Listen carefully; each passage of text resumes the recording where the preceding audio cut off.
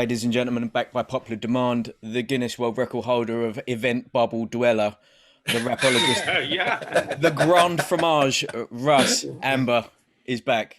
How are you Whoop, whoop. in the bubble again? Bubble to bubble to bubble. We get sound effects now as well. With it. Yeah, I mean, We're going high tech. Yeah, we're coming on a long way. Look, this neon don't pay for itself. You know what I mean? And I love the back by popular demand thing. Back because no one else will do the show is right. Yeah.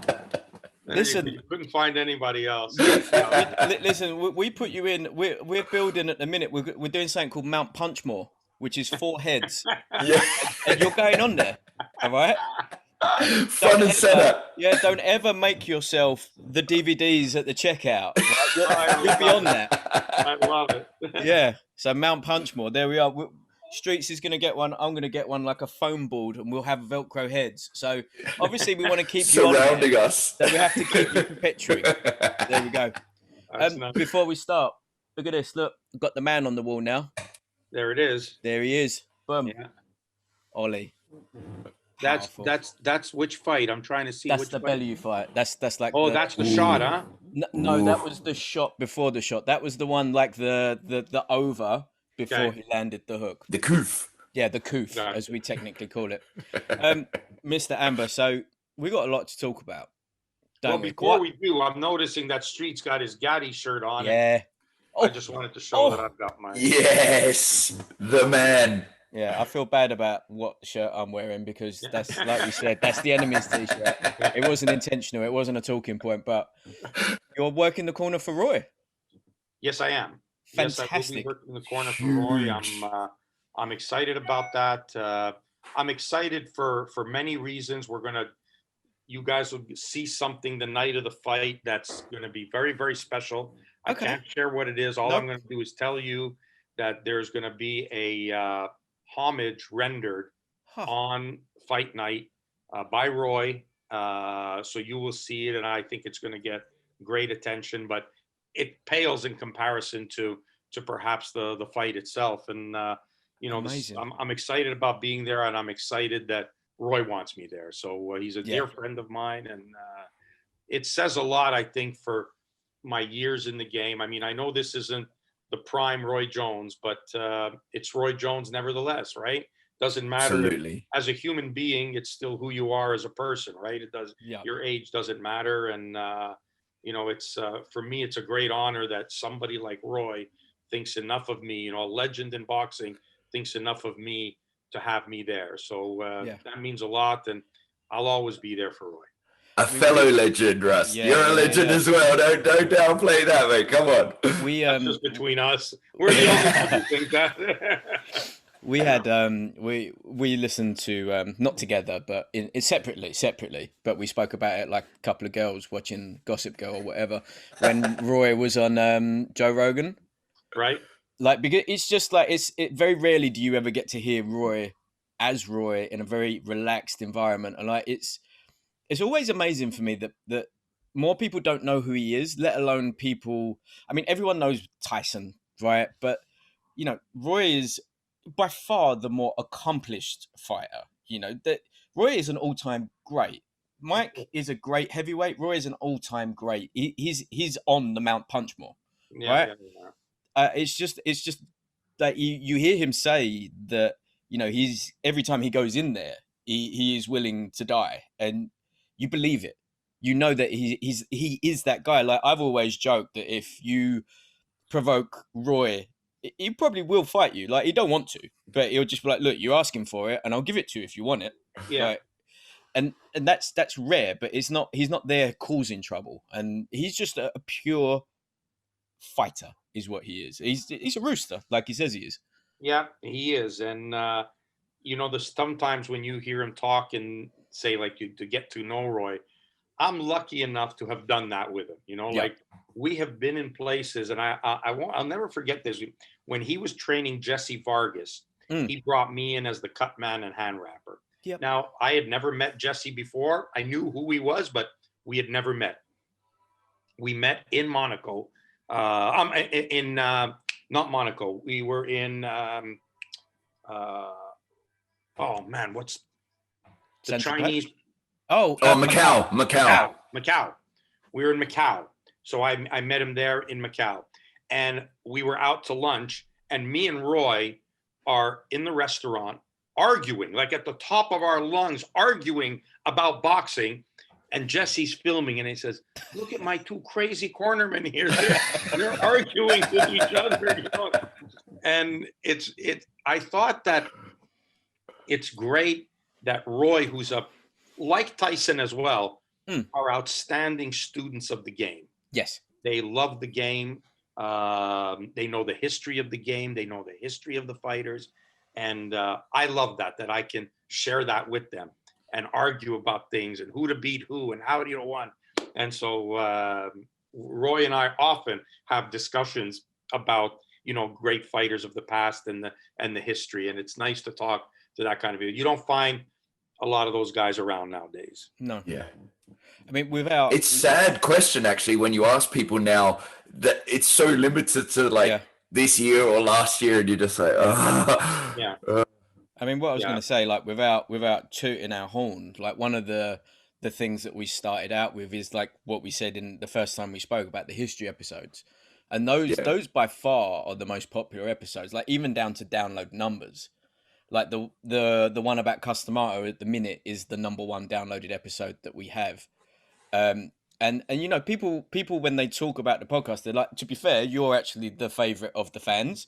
And Mount Punchmore, baby. Yeah. And then obviously. And then it's like, and I had no idea about this. I had no idea that Don was such a crook. I had no idea that Cuss, had one eye and he was such an interesting dude. Like, and that's kind of the thing. Like, it's such a historical sport that seems to have been forgotten in the glitz and glamour and the shit talking and everything else. Boxing has a poor way of remembering its pioneers. Yeah. It's very poor in remembering its legends. We don't name trophies or awards after anybody. You don't win the Joe Louis Award or the Sugar Ray Robinson Award, or there's nothing named after to preserve these people's legacies. And eventually they just kind of get forgotten. Today I learned, and I don't mean to be somber in this, but today I learned of the passing of one of the greatest promoters in boxing history, and without a doubt, the greatest promoter in Canadian boxing history. A gentleman named Regis Levesque passed away today. Wow. Regis Levesque was a show unto himself. He was bigger than the event. Wow.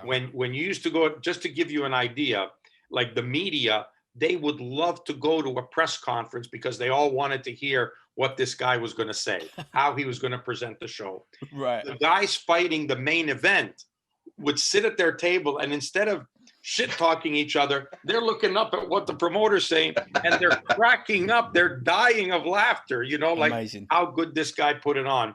And he made it that local Montreal fights or Quebec fights, local rivalries, drew more fans than we're drawing now for world championship fights. That's amazing. So, I mean, you were getting guys like, and you can look this up, Mello against Marcotte, the Hiltons, Gaetan Hart, Nicky Furlano. These fights were Eddie Mello, Vinnie Curto. These fights were drawings in the 5, 10, and 20,000 people range for local Canadian title fights. That's crazy. And he made it where he made stars out of these guys. He made local rivalries massively important.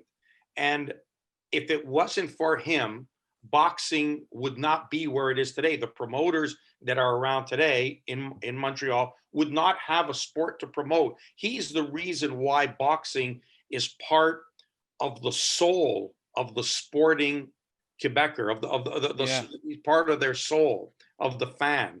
And that's why boxing is so important. And I did an interview earlier today, and I said, it's sad that this man, who devoted 5 decades of his life to this sport, who built up these guys from nothing and made them local stars. I mean, celebrities that they couldn't go to the city. They didn't have to pay for a meal. They were everywhere. They got because they were so well known, and they were just local guys. Like they weren't world beaters. It wasn't Jack the Giant Killer. You know, they were good fighters. You know, good. Jack the Giant Killer. Guys, they weren't these world champions, but they were good, solid local fighters, and he made stars out of them. And he paved the way for the promoters today to do what they're doing. And it's sad that there's not even, they're going to announce him on the news. They're going to say he passed away. He's going to get, 15 seconds on the news broadcast. They'll get an article in the paper tomorrow. But boxing will have nothing for him. There's no promoter of the year award named the Regis Levesque Award. There's no, nothing like that. And then I said today that from the time he retired, there should have, the promoters who are doing boxing now, all of them should have had a seat reserved ringside for this guy for the rest of his life. And it makes me realize, my own mortality and others who have come before me who gave so much to the sport. And once they're gone, it's like nobody cares. And that's kind of sad. It's kind of sad for the sport of boxing. Oh, yeah, maybe you could get into the Hall of Fame, but there's tons of guys who deserve to be in the Hall of Fame who are not. And there's dozens of guys who are in the Hall of Fame who do not deserve to be there. And, the Hall of Fame, even the way it's structured, is poor at best. And boxing doesn't do a good job in that regard. Let alone passing, but even current, like you lose which obviously we'll get to, you lose one fight and then it's forgotten, people's memory. And like, it is the sport, it'll take more than you're willing to give if you let it. And that's why, the rare case where people come away with all their faculties, they make that's, more powerful. Look, I mean, Joe Frazier, there's a statue of a fictional character and not one for how much, okay, there is now, but how much effort did that take? It's failing the Muhammad Ali trophy. Like you said, there's nothing really that gets passed on, and it's in people's memories for that hot minute and then gone and forgotten. And these guys have sacrificed potentially their lives the whole time. It really is sad. It is sad. This guy should have been in the Hall of Fame. Regis Levesque should have been inducted into Hall of Fame. And there are people who are going to go into the Hall of Fame who have absolutely no business, did not do anything famous whatsoever, other than maybe been in the game for a while. They've been in the game. So if we were to give, Hall of Fame entry to people who have been in the game, there'd be a lot more people in the Hall of Fame, but that's not the criteria. And when you think of certain fighters that are not in, it's sad. When you think there's guys like Benny Briscoe and George Chuvalo who are not in the Hall of Fame, it's sad. It's sad. So, but is that not something that a visible vocal person like yourself of the modern era, that in Montreal and Quebec, it's a very, you start small. So, Russ heads it up and there's a memorial, there's a something, like you hold an event and you start it and you move it, and then someone, a UK equivalent will do the same. And before like the World Series of Boxing has the Muhammad Ali trophy, which is a start, right? At least. For sure it's a start. It's a start. But yeah, you are right. There's not, you go to certain places around the world and there's like footballers that have got statues. There's, it's just very stadiums, strange. even stadiums. Yeah. That was one thing before they started before companies started paying for the names of arenas and stuff. Yeah. Where the Detroit Red Wings played was Joe Louis Arena. Yeah. It used to be named Joe Louis Arena, and now it's something else after some company. Coca-Cola, bloody Yeah. That's sad, that happens. But at least in hockey or other sports, when the awards are given out each year, they're named after, a player. Yeah. Or whatever. And I think we fail in boxing to do that. I think we don't do it enough. I think it should be done more. And certainly, at least for Quebec and for what, Regis did for boxing in the province of Quebec, Nobody has had that impact. And to me, that's the sign in anything, you know, of greatness, is the footprint you leave on that sport. And, you know, sometimes I see people, I get the balloting because I'm a voting member of the Hall of Fame. And I see people in there that, you know, for example, judges, you know, come on now. Oh, you're a judge. Well, what did you do as a judge that made you like famous? You know, like that you left a mark on the sport of boxing. Like, did you write 10-9 better than it's ever been written before? You know, I know someone who did. like, Her name was Adelaide Bird. Yeah. And, well, no, that was written. Letterman. Never been written before, and not better. You know, should like, we delve in? I'm sorry. Should we delve into that? Listen, we can. I did a story today with somebody from The Athletic about judging, you know, and how bad it is, and what can be done to fix it. And yeah, it's certainly an interesting conversation. But just to get back for a second, I just feel that, you know, we need to honor our heroes. We need to honor the past and the people who came before us, because, guys, believe it or not, we would not be here if it wasn't for the greatness that preceded us. You know, if Jack Johnson, you know, didn't go out of his way and put his life in danger to fight for a heavyweight title, if Joe Louis hadn't have beaten Max Schmeling in the rematch, who knows what that could have changed. You know, if Ali hadn't taken a stand and, you know, stayed Cassius Clay and you know, didn't become Muhammad Ali, didn't get stripped of all these historical figures in boxing. And in boxing, you know, we treat them with, oh yes, they're great, and us as fans, we honor them, but it should be bigger than that. There has to be a way of immortalizing them. So anyway, that's my rant for the day. So there you go. But as boxing, especially my Joe shirt on, but it's the sort of sport that often too, the characters that are big from it, the stories that come behind them, they're bigger than the sport. You know, like Muhammad Ali, that guy had lived like 10 lives, like rescuing hostages. We talked about this on another episode. It's just, you've got to, and there's a lot of people that have done incredible things, and Jack Johnson's story should be everywhere. Like there should be movies. I know that we, on our history app, they are making one now.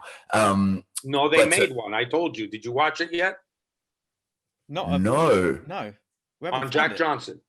I've seen Unforgivable Blackness. That's right.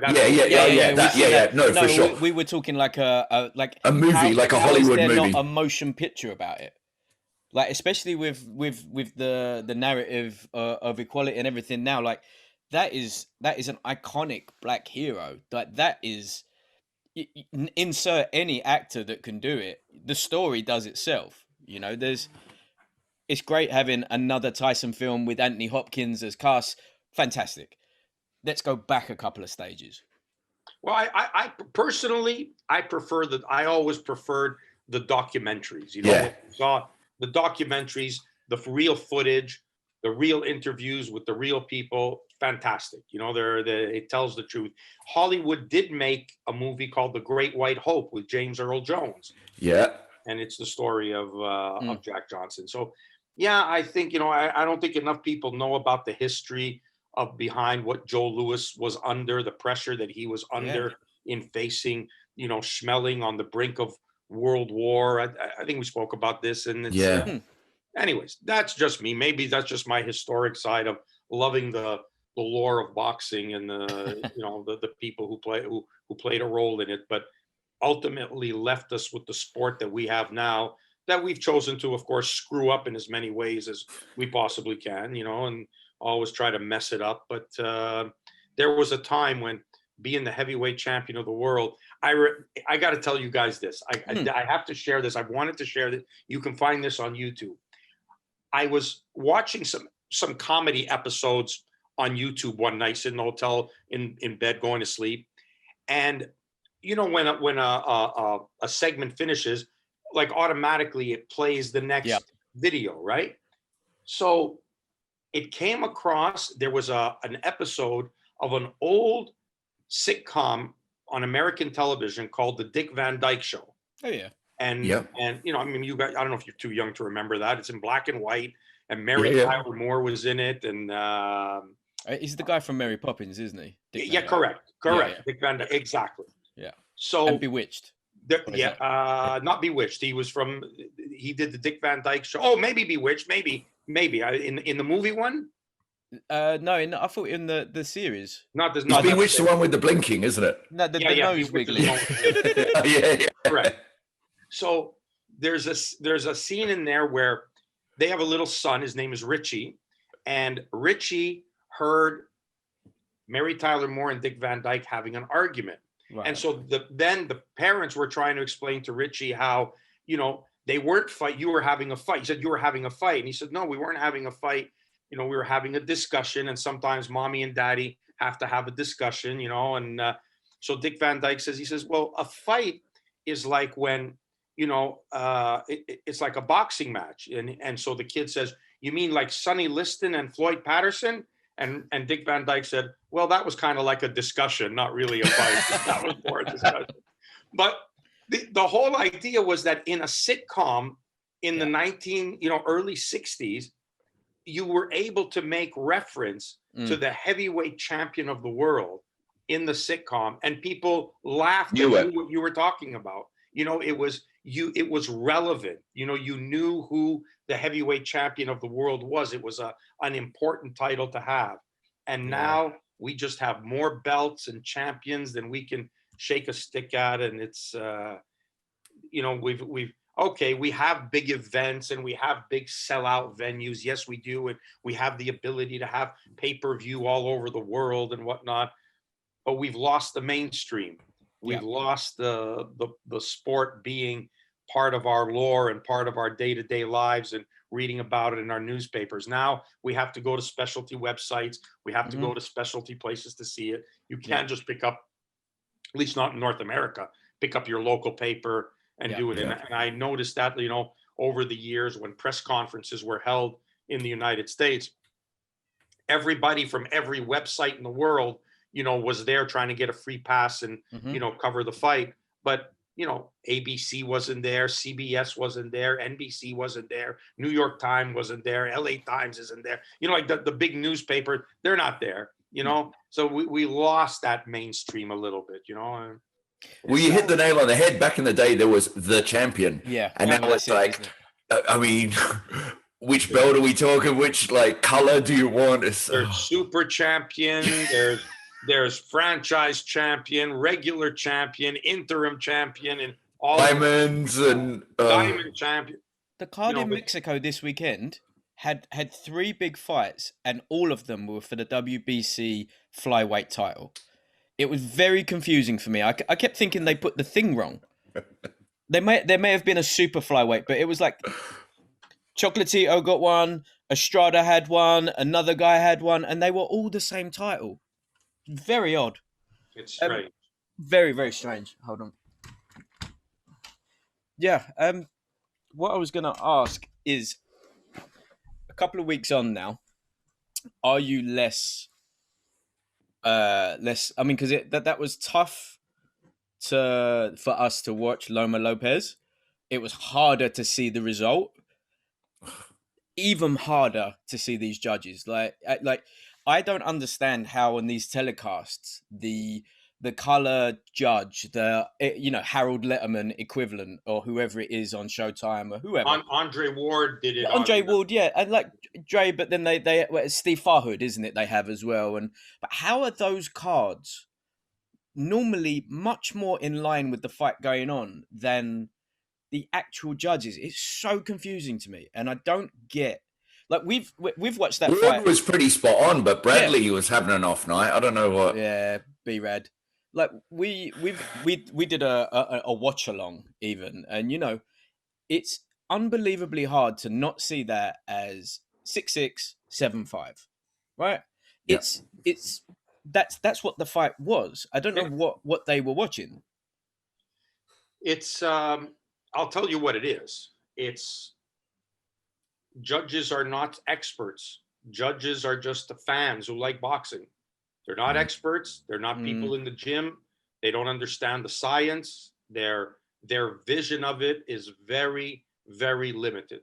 Not all, of course, but in general, you know, it's a very limited. They're a judge, and they watch, and they think in their self that they're important because they're the judge, and they see one guy punching another guy, but they don't understand. They don't understand the subtleties.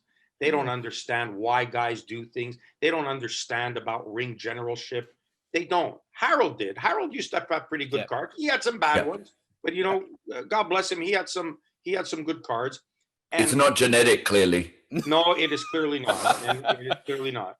And I'll tell you something. And I've said this before. I don't know if I mentioned this to you, but I definitely mentioned it today when I did the interview. And I've said this repeatedly. And I believe this only God himself could come down and tell me I'm wrong in this. I sometimes believe, especially when we're talking about guys like Loma, like Juan Manuel Marquez, even Mayweather. I sometimes believe that the athlete is too good for the judges that are judging him. They just don't see it. They don't get it. They don't get it. They're the same type of people who, when a fighter knocks out somebody quickly, they assume the guy that got knocked out was not very good. Right. You know, they just, oh, you know, he got knocked out quick. Couldn't have been that good. You know, and, you know, I remember David Lemieux one time, you know, very smart answer he gave. The interviewer said to him, well, another quick knockout, Dave. Do you hope to meet somebody, you know, better in your next fight? And his response was, just because I knock them out early doesn't mean they're not good. Yeah. And it's true, you know, but I feel bad sometimes watching this, and in the Loma fight, you know, if everybody would have said 3 judges had it 7-5 and Loma lost, I think everyone would have accepted that decision without complaining. What opened up the can of worms, regardless of who you think won or not, is the consensus is that Loma started late. You know, he started after the 6th round. Yep.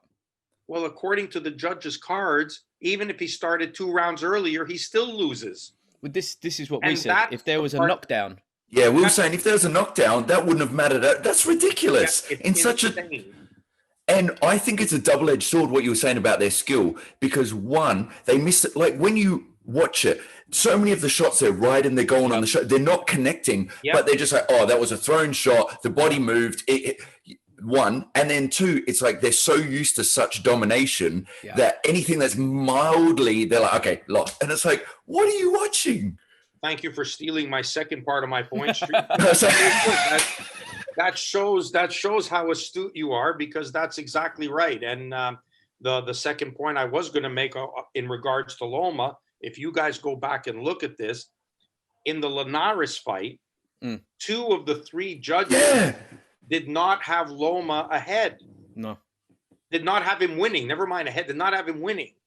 You know, and I think that's crazy. I think it's sickening that how could you not see Loma winning that round? He won the round I know they'll never give it to him, but he won the round he got knocked down in. That was the only punch that landed by Linares, and he got hit with 50 of them, you know, 50 punches. Like, and it's sad, you know, like that always bothered me, that how do you not have this guy winning? I think they have a preconceived notion in their mind of what they think they want to see from Loma. All the talk, oh, he's so great, he's so great. Guy stays in there close with him. Oh, he didn't do anything. Oh, he lost that round. You know, so even when he wins a close round, no, he didn't win. The other guy did really good. And that happens sometimes in fights where one guy dominates a guy for 3 rounds. You know, like bang, bang, he's battering him clean, round. The 4th round, he doesn't quite batter him the way he did in the first 3. They give the round the other way. Yeah, comparative round. Yeah. It's stuff like that bothers me, and I think the education of the judges needs to be improved. They have to understand what they're watching. Do you think it should have to be fighters? Have to be? No, I don't think they have to be. It would But help a lot, though, no? Surely, because yeah. some of them, like, what qualifies, like, a course, nothing. right? So I feel like it would be good for, like, also the ones that have been the vets, that give them a career, something to do after, and God, would it improve the sport, because a fighter knows what he's seeing. Yeah. Someone it's just... That's why Andre had it 114, 114. Yeah. Roy Jones, I talked to Roy. Roy had it a draw. Terrence Crawford had it a draw. Yeah. When I see fighters tell me this, I know what they're watching. Yeah. I know that they're seeing these things that the lay judge is missing. He's not getting it. They don't get it. They're looking at it. And the judges sometimes think they are of more importance. To me, they have absolutely the same criteria as anybody sitting in the stands who's a regular fight fan, who's been watching fights. They could sit there and write their card down. I don't find that it's a difficult thing, and it bothers me that they don't see that. Now, look, there can be some fights which are really difficult to score, and even the fans and judges have a difficult time scoring it, because God, it's so hard to pick between the two guys. Which is why I am one of the proponents that I am against not giving a 10-10 round. Yeah. Why can't you have a 10-10 round? You can have a 0-0 score in a soccer game and a half. It doesn't matter that one team has had 30 shots on net and the other has had 0. At the end of it's 0-0. When you have guys in the first round who do nothing, they look at each other. Yeah. At the end of the day, that round could be the deciding round in the fight. That's so true. To somebody, and it shouldn't be. So what if you give an even round, another even round? If it's not clear cut, call it an even round, which is what it is. Don't say. And I hate that the commissions and the associations say give a round, give it to somebody. Don't score even rounds. Why? Why can't we score an even round if it's even? Why? And it can still end in a draw anyway. It's not like you're getting rid of anything. You're just making it. I get some, like, for example, like an Algieri Provodnikov, a matchup like that where someone's like banging, someone's stylistic, one guy looks like hell, and then when it went Algieri, I was like, okay, you know what I mean? But that's a fight like that. You can see, okay, maybe they're going to see it. But when it's like, what are you watching? It's just, there was nothing on the MMA. I get a bit more because it's like, do you judge more the takedowns? Right? There's a lot going on. It's like each. Exactly. So that I can see, but it's just it's really unforgivable. It's because people who, like you said, we're losing the mainstream. The people who don't know, all they see is these. If they do tune in, they watch it and they're like, "What was that?" Yeah.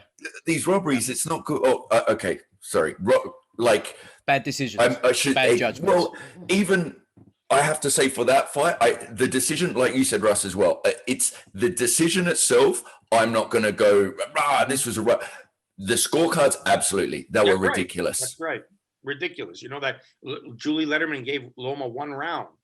And it wasn't even, it was the 10th, not the 11th, right? And Loma bashed the shit out of him. Wasn't it the 11th she gave him? I thought she gave him, I may have been getting that wrong, but I remember seeing the 10th and being like, that wasn't even, okay. I mean, the point back to what you were saying back there, right? Have me as a football linesman and see how much I care about what's going on.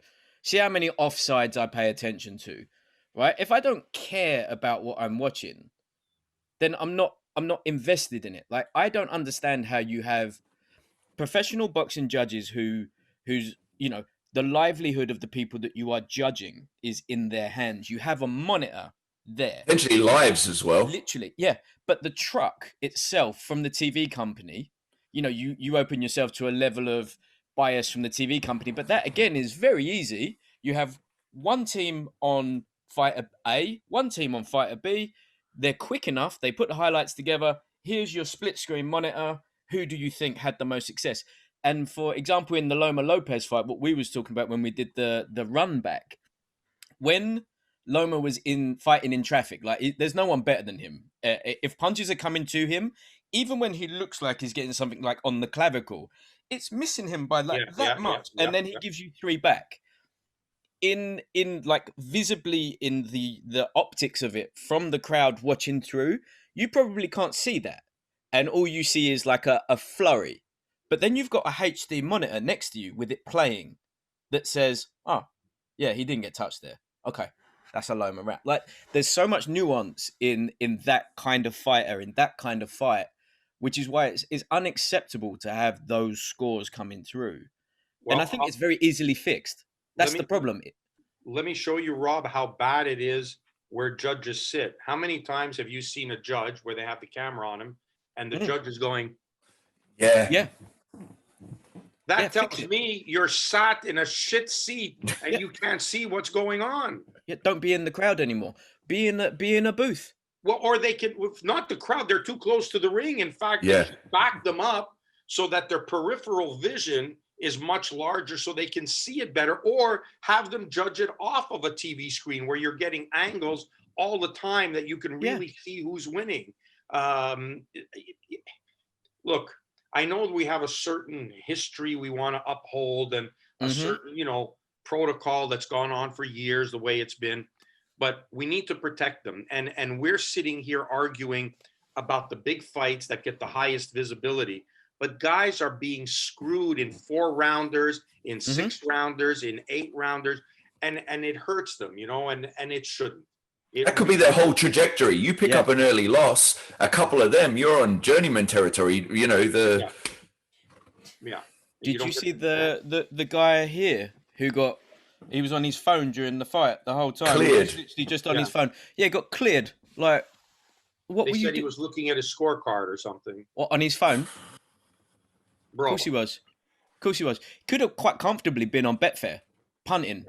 Could have been manipulating the line for all we know. Of course. It's that again is a very simple thing. Oh, you're a judge. Here's your magnetic bag, like you get in. Put your phone in there. Put your fucking phone in there. Really simple. Oh, you need your phone. What do you need it for? Why don't you tell me? Yeah. Okay, you don't need your phone. Sit there. It's listen. There's a lot of things that are wrong with the sport. There's no doubt about it, and hopefully there's a way of doing it right. I was talking the other day, and I'd love to take credit for this, but I could, and no one would know the difference, but it's not my style to do so. But I was talking to Egis Klimas, who's Lomachenko's manager, and Uysyk's manager, and he said how wrong it is that there are so many different fight brands of fight gloves, and there's no control or no standards to these gloves. So as long as they weigh 8 or 10 ounces, you can, and they're made of leather, you can make whatever crap you want. It doesn't. Or maybe not even weigh that much. I'm sorry? Or maybe not even weigh that much, as we discussed previously. Right. Which at least, you could, there is a scale that it is in their rules that they have, but they don't have the dimensions. They don't have the length, the width, the minimum and maximum. They don't have that. And he said, there should be gloves. He said, no company, whether it be my company or Everlast or Reyes, or no company should be allowed to manufacture gloves for a fight. The gloves should be provided by the commission, in which all the commissions in America, all the commissions in Canada, WBC, WBA, all professional fights, you can only get them from one place. You don't even, the promoter's the only one who can get them from one place for the fight. Everybody wears the same glove. That's it. Almost like the amateurs. Almost like the amateurs, correct. That you do it, that's the standard. The fact that there are so many different gloves that can be manipulated and, anything you want with, I feel that's wrong. And he raised a really good point, so there's a lot of stuff. We don't have any uniformity. You guys are lucky here in the UK. You have one governing body for the country because it's a relatively small country. Yeah. So shit, the guy can go to an afternoon show in London and do an evening show in Sheffield. He could, right? Yeah. It's not necessarily the case in bigger places. And in the United States, from state to state, you have 50 states. You've got 50 athletic commissions. How are the rules different? Why are the rules different? Yeah, that's insane. Of course, it's insane. I will say this, though. When we talk about a national commission and you want to impose the same rules. Now, for the fight part of it, yes, the rules should be the same. But when you're talking about small time promoters, you know, in Alabama, who are putting shows on where the guys are fighting for $800 in a 4-rounder, or $1,000 or $1,500 in a 4-rounder, and you start to ask them to supply ophthalmology exams and MRIs and everything to fight a 4-round fight where they're making 50, it's just not going to happen. You know, it's like, forget it. So we eliminate all those people. So we don't let boxing develop. You know, we don't have these people fighting.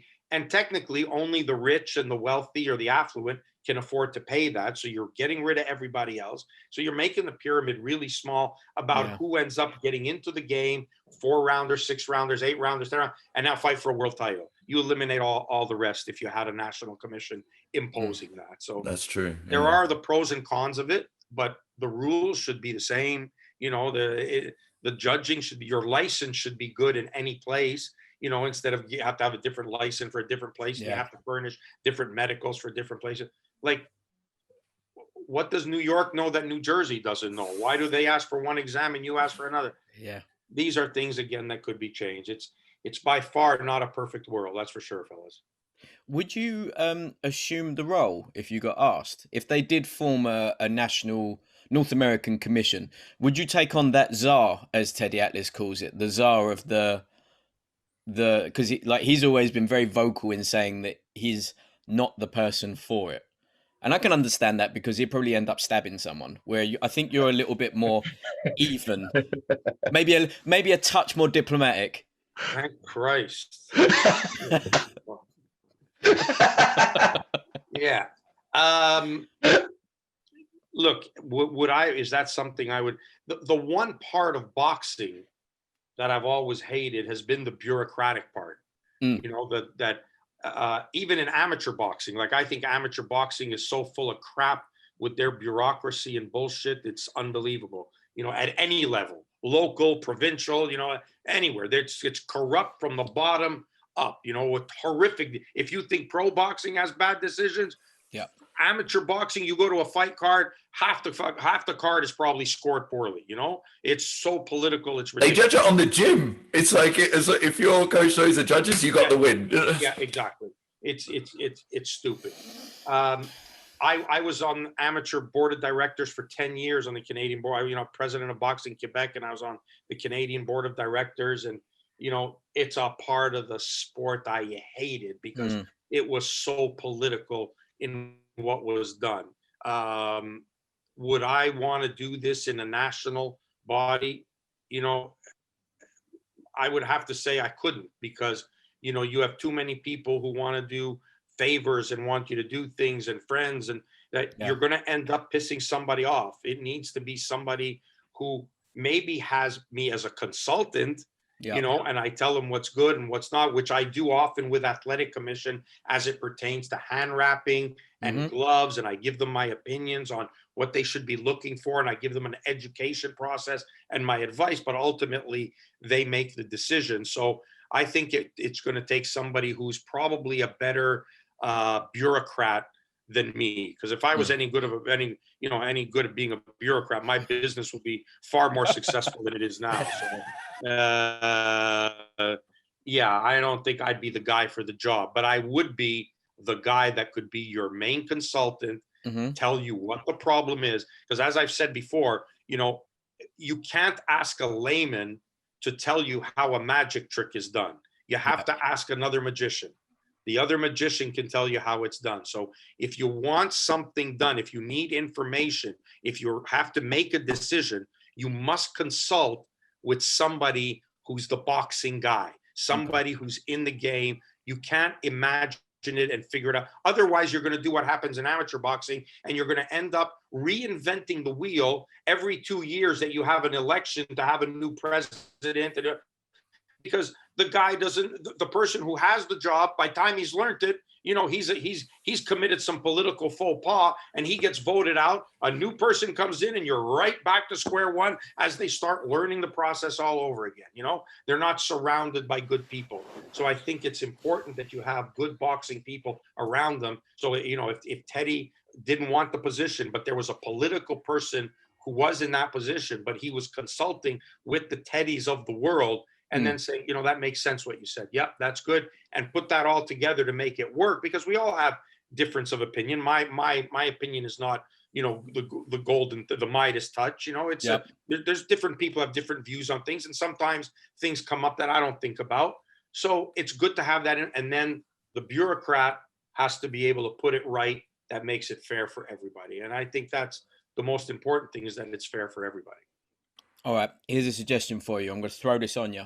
Tell me how it feels.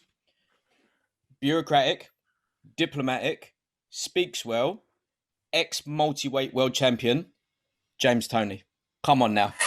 Imagine him in the negotiations. Yeah, man, no, don't do it, man. No. Amazing. Not for you. Okay, fine.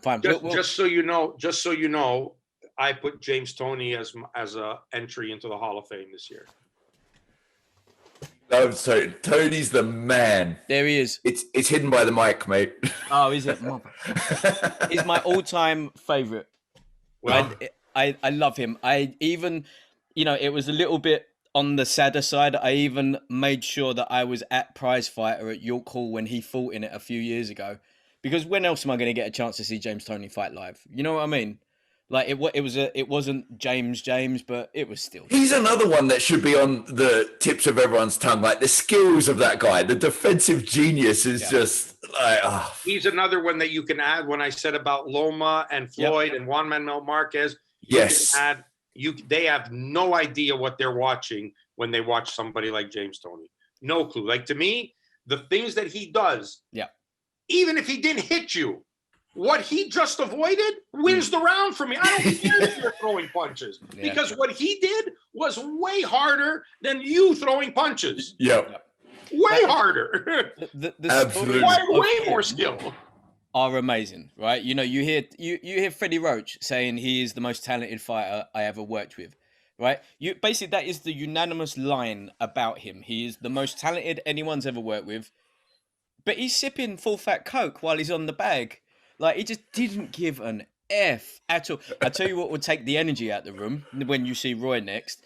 If you say to Roy that James Toney is probably the best super lightweight of all time, like, Roy will go loopy. There was a gloves off here. He shut shit down.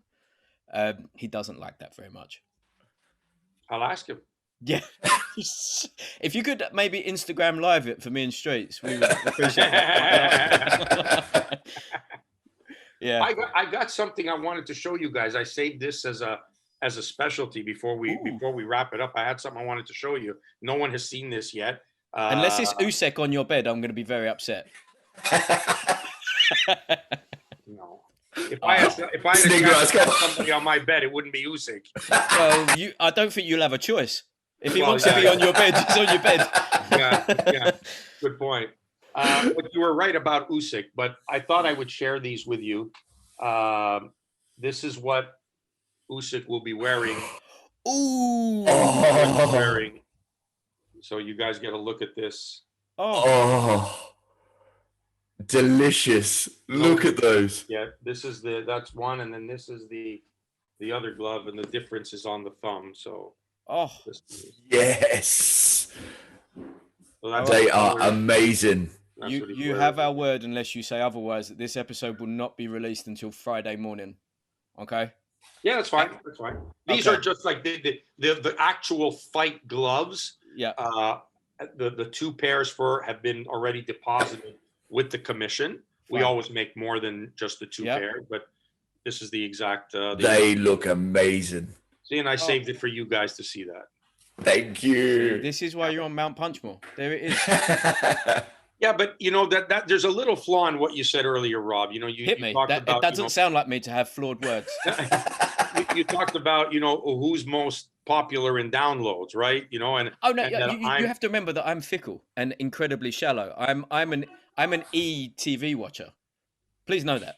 Okay, well, but where I was going to go with that is that you said there's Cuss, and then there's Russ, and Russ. So you have a choice of having Cuss or 3 episodes of Russ. I have to be second. Wait, no. Okay, so the Mount Punchmore will only be for guests. I didn't make that clear. So the episodes aside, the history ones, we'll put that aside, right? Mount Punchmore is reserved only for guests that we have on the podcast. Now, we could have Russ. Yeah, that's what I was going to say. Like, I'm the only one on the mountain. I'm the only one on the mountain. Well, yes, except for Tyler, who there's no reason for you to ever go near that man's Instagram, ever. Right? Which Tyler are we talking about? Tyler Goodjohn. Goodjohn, his ex-glove English champion, who's now bare knuckle. And a porn star. Yeah, I was trying to keep it. Me and him have that in common. Exactly, right? Yeah. There we are. Yeah, that's good. I'm going to circle this back. Speaking of the man, how is Uysk going? Because he seems to be having a fantastic time. He always has a fantastic time. Got my yes. Just to give you an idea, I don't know if you guys will be able to see this, but I wanted to share this with you because I haven't posted it because it's kind of personal. Yeah. And I when I take images and stuff, I don't like to do it. I don't like to do it, and then post it, but I don't know if you can see that. He's the best. He and my 4-year-old have the same dance moves. She literally does exactly the same moves. He is amazing. Look at those moves, mate. Such a G. So he's just so much fun to be around, and he's a real good guy.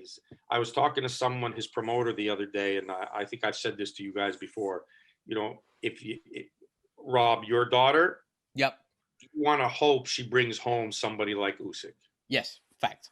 I mean, I personally would be fine with that. Yeah, there's not a lot of boxers you could say that about. Yeah, Usyk's one of them.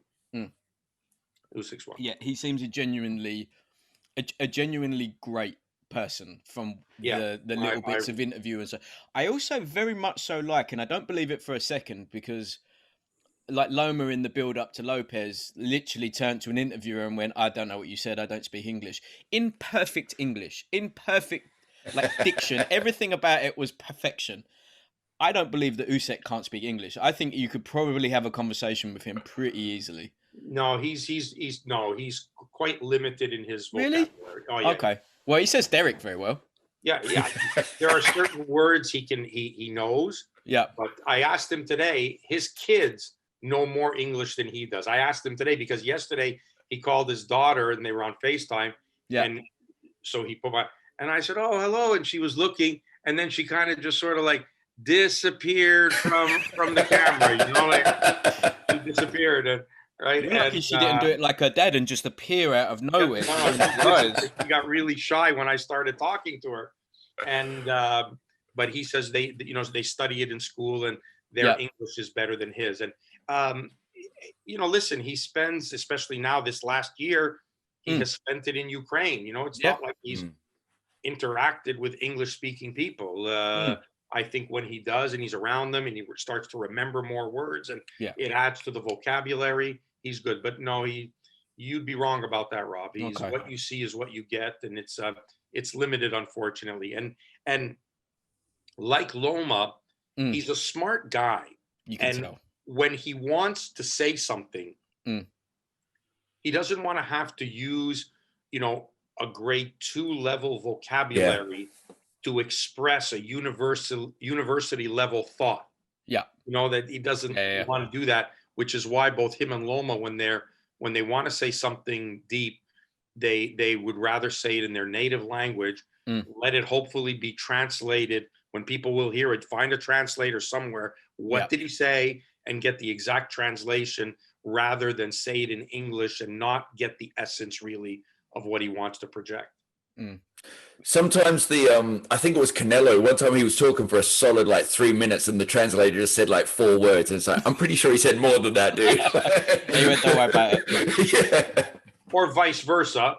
The fighter said something short, and the translator gives it. I don't speak the language, but I'm pretty sure. My favorite. Do you remember when Roberto Duran only answered all of the interviewers' question with Maricon?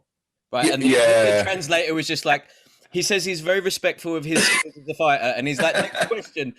He's Maricon. Yeah. Cabron, no, see? And he's like, yeah. And he likes his speed and he respects his Olympic gold medal. It's like, dude, he's not saying that, but respect. Yeah, exactly. Uysk looks physically, I'm guessing that this delay in the fight has only helped him because, like, I take a lot of I like to look at men's bodies an awkward amount, if I'm honest. But he's put on like a lot of dents. I mean, look, there we are. Look, Russ Anber in a hotel room. Come on now, that's what dreams are made of. Come on, we want him back. But he looks like he's put on a lot of like dense, usable muscle. Like he's not like hench, but like his back is thicker, his lats seem thicker. He seems just a lump of a man. He's and a low body fat. So he's put on the muscle, but it's very lean. I saw him working the other day and he was doing some exercises and he took his shirt off and you could see the muscles pulling, like the strength is there. There's not a high body fat in that, so and we were talking about it today at supper. I said, isn't this great? You're a heavyweight now. You don't have to care about what you're eating. And he said, no. He says, otherwise, after 3 rounds, I said, okay, I got it. So, but he's going to be in at around 215, maybe 217, somewhere in that vicinity for the fight. I don't think, as per last week, that's not even a heavyweight anymore. What is that? A super light heavyweight cruiser now? There's a new division that they've put in for him. Okay. As our time runs out here to start bashing boxing again because we need more belts. It's good for your boy Beterbiev. He can go up 5 pounds and get another set of straps. Yeah, that's true. Because there's not enough of them around. No, there's not. Why have 4 when you can have 8? You guys will have to check something for our next broadcast, but I was reading somewhere that right now there are 84 recognized world champions in boxing. That doesn't surprise me. That is insanity. Let me try and see if I can see that. God, straight. If you can find that. Get your thumbs going. If you count the number of weight classes, and even if you just put 4 per weight class, and inside of those 4, there's like, each of the organizations has 3 of their own within a world champion category. Yeah, it does get a little stupid, but I think that's the other thing that the fight really, I think, hurt Loma, hurt Lopez, and hurt Devin Haney in that. The WBC debacle. Yeah, what a mess that is. Devin was gifted the title, if you will, after Loma had just won it. He just beat Luke Campbell for the vacant title, and then Loma's too good, so we're going to make him franchise champion and give them. Well, this is what we said. We said that when you get elevated to franchise champion, that doesn't mean you're not world champion. It means that you are essentially above world champion, where you're not beholden to the rules of the rest. You're here. World champion's here. It's a bit of a piss take if you are the. It's also not a lineal belt. It's like the franchise. The way they explained it was you get special treatment. So just because you beat the person doesn't necessarily mean you've earned the rights of the thing that goes with it. Do you know what I mean? Yeah. It's like that's how they sold it. It's like the franchise is exempt and whatever. They got to be the world champ for that to be the case. Then if you're playing by that, if that person, I don't understand it. That's another thing. Like I don't get it. And like I've discussed this with Mauricio before. He just comes under so much pressure, and the fighters themselves, and we'll use this as a last thought, but the fighters themselves are also responsible for this. They're ready to pay for any sanction fee, any belt they come up with, they'll pay for it, and so the association says, okay, no problem. Here, you want belts? Here you go. And everyone's happy to have belts. They would rather be one of 4 or 5 or 6 world champions. They'd rather be that than to say, no, we should only be 1 world champion in here. They'd rather say, no, fuck it. I go home, I put the strap on, people take pictures of me. Oh, I'm the champion, you're the champ. Yeah, they're happy with that. So they're partly to blame as well because they pay for those belts and they pay for the sanction fee. The Jones Tyson's got his own WBC belt. He's got the BLM belt. Legacy, isn't it, or something? No, what Legacy they call belt. Yeah, I know, but no, it's got frontline. Yeah. It's got, the battle frontline belt. Okay, all right. Sure. Okay, well, let me extend this discussion then, and before we say goodbye. Yes. In amateur boxing now, it's so disgusting. If you try to run a show and you call up the different clubs to say, hey, I'm running a show on such and such a date, they ask you if you're giving belts or trophies. Perfect. And if they're giving trophies, they ain't showing up. They want belts. Can I just say to give you a little smile before bed? That's not going to give me a smile. If no. This will give you a little smile. Okay. That as the reigning defending guest of the year on Coffee and Combat Cuties, we will be presenting you with your own mini belt. Yeah, we do actually. And now it doesn't seem like such a good idea. But it will say guest of the year, and it will say Mount Punchmore founder. I'd rather have a statue of Mount Punchmore or a picture of a fist or a trophy of a fist that said the Wrapologist. That would be more we can do that too, but I just thought you would quite like to have one on your desk just to let everyone know. Yeah, like everybody else, and everyone should have a belt. You mean I can't wear it and take pictures with it and strap it over my shoulder? Oh no, you can have it as a bracelet. As a bracelet. Okay. Maybe as a jaunty choker. Yeah. And on that note, Mr. Anber, thank you so much again for your time. Thank you so much, Ray. Best of luck at the weekend. Guys, we can't wait. It was a lot of fun. Enjoy the fight this weekend, and can't wait. We'll be glued to our next broadcast. Yes. See you later, man. Thank you, Ray. See you later. Peace. Bye.